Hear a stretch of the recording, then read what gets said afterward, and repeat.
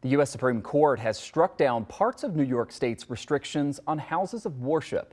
Channel 2's Jeff Preval tells us how the governor is responding to that ruling that came down late last night, and he explains that there are differing views on the immediate impact. In a 5-4 decision, the U.S. Supreme Court has ruled parts of New York State's capacity rules for houses of worship are unconstitutional.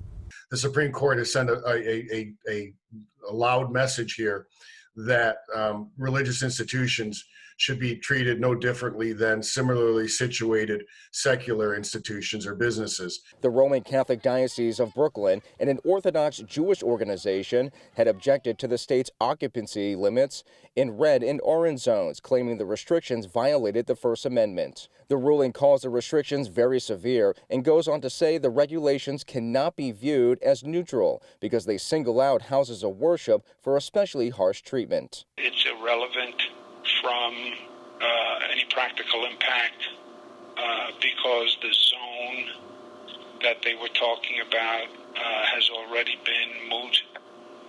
It expired last week. Governor Cuomo also said he thinks the ruling is political and downplayed any immediate impacts. The state also points out the court focused on the per-person limit in houses of worship, not the percentage limit of 25% and 33%. The judicial determination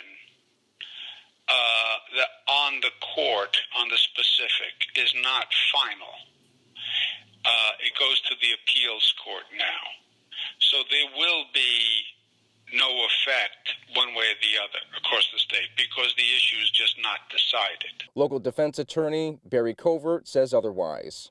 Any diocese now, any synagogue, diocese, mosque, is certainly entitled to the same benefits depending on what color classification they're in to secular businesses that are similarly situated. Buffalo and many surrounding towns have been designated orange zones. The Buffalo Catholic Diocese says it welcomes the decision and that social distancing guidance will remain in effect.